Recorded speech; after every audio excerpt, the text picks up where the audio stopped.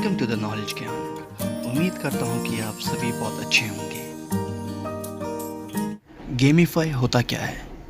Gamify gaming plus finance का combination है, जहाँ पे लोग खेलने के साथ साथ पैसे भी अर्न कर सकते हैं। आप लोगों को गेमीफाई का कॉन्सेप्ट समझ में आए, इसीलिए मैंने अपना क्लैश ऑफ क्लैन का अकाउंट ओपन किया है, ताकि आप लोग और भी बेहतरीन तरीके से समझ पाएँ।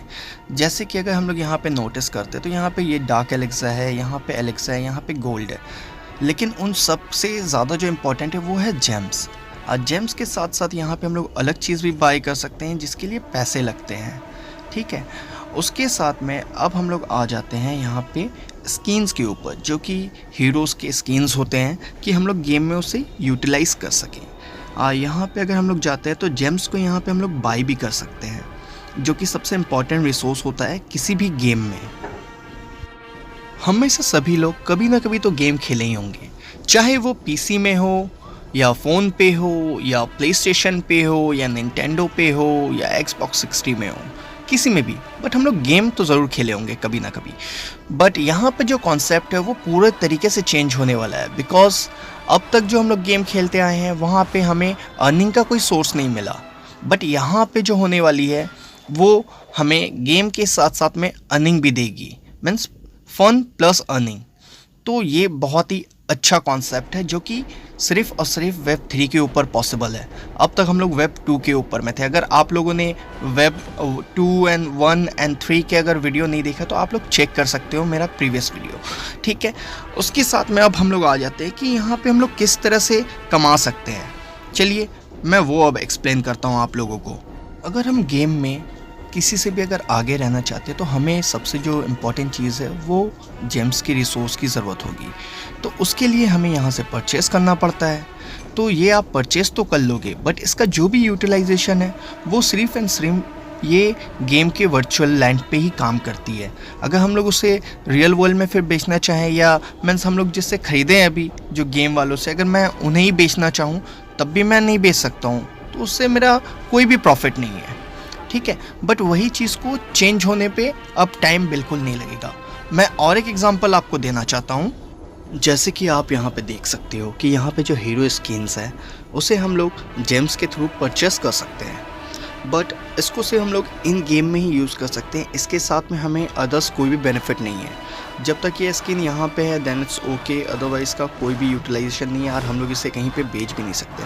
लेकिन अगर ऐसा हो कि हम लोग इसे बेच भी पाएँ और विद प्रॉफिट, तो कैसा होगा?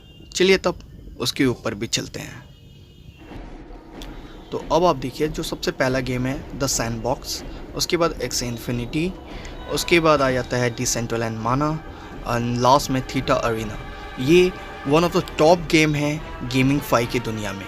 अभी सबसे हाई लेवल पे ये लोग चल रहे हैं। इनका अपना खुद का नेटिव टोकन भी। आप जब इस गेम में प्रोग्रेस करोगे या फिर आप कुछ भी विन करते हो तो आपको इनका नेटिव टोकन मिलेगा, ओके। बट उससे पहले क्या करना है, आपको इसका जो अवतार रहेंगे आपको उससे पहले परचेज़ करना पड़ेगा। आप जब इसे परचेज़ करोगे तो उसका कुछ स्पेसिफिक अमाउंट्स होगा, तो वो अमाउंट आपको पहला पे करना पड़ेगा उसको परचेज़ करने के लिए। जैसे कि मैंने यहाँ पे स्किन दिखलाया, बट यहाँ पे जो स्किन्स थे जो मैंने जो गेम पे आपको दिखलाया उसका आपको कोई भी बेनिफिट नहीं मिल रहा है। बट यहाँ पे जो इसका जो बेनिफिट है ये वाला बहुत हाई लेवल का बेनिफिट है।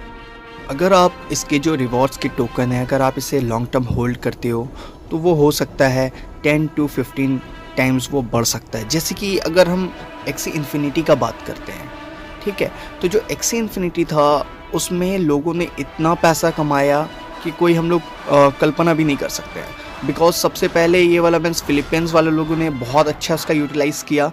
कितने लोग तो अपना फुल टाइम जॉब छोड़ के सिर्फ और सिर्फ एक्से इन्फिनिटी खेलते थे पूरे टाइम।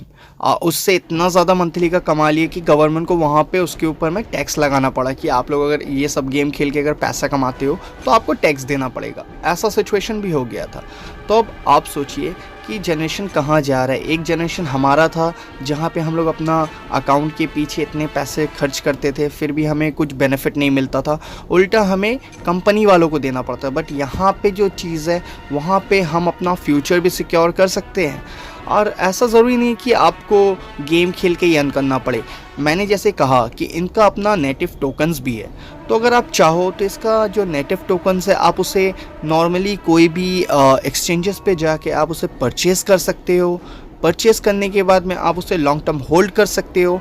और उसके साथ ऐसा भी आपके पास ऑप्शन है, अगर आप बिनेंस पे जाओगे तो आप देखोगे कि आप अगर एक्सी इन्फिनिटी को अगर आप स्टेकिंग कर रहे हो तो उसमें आपको बहुत अच्छा लेवल का APY मिलेगा, जो कि अगर आप 90 डेज़ का रखते हो तो आपको अभी जो करीबन 104% है, और अगर आप 30 डेज़ का रखते हो तो 75% है। अगर हम लोग बैंक में भी इतना पैसा रखते हैं तो मुझे नहीं लगता है कि इतना ज़्यादा ग्रोथ देते हैं वो लोग। ज़्यादा से ज़्यादा 6 to 8% देंगे बस, बट यहाँ पे आपका 70% तक का ग्रो है। तो आप लोग अगर चाहो तो आप लोग वहाँ पे इन्वेस्ट कर सकते हो बिना किसी टेंशन का, इसलिए कि जो चीज़ ग्रो करता है उसका वैल्यू हमेशा बढ़ता रहता है। तो इस चीज़ में नोटिस ज़रूर करना। और रहा बात गेमीफाई का, तो मुझे लगता है अभी तक तो आप लोगों को क्लियर हो ही गया होगा कि किस तरह से यहाँ पे अर्निंग होती है एक्चुअली। तो आपको लेकिन अवतार तो परचेस करना होगा, थोड़ा महंगा भी है, बट आप लोग ट्राई कर सकते हो। ऐसा कोई बात नहीं है कि उसमें बहुत ज़्यादा कुछ हाईफाई है, ऐसा कुछ नहीं है। आपको सिर्फ नॉर्मली ट्रस्ट वॉलेट या मेटामास्क आपको लगेगा, जो कि आपको कनेक्ट करना पड़ेगा इन सब गेम को खेलने के लिए बस।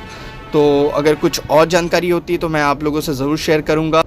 एंड अगर आप लोगों को इस वीडियो से कुछ भी नया सीखने को मिला हो तो प्लीज़ लाइक एंड सब्सक्राइब ज़रूर करना। ओके, चलिए बाय बाय।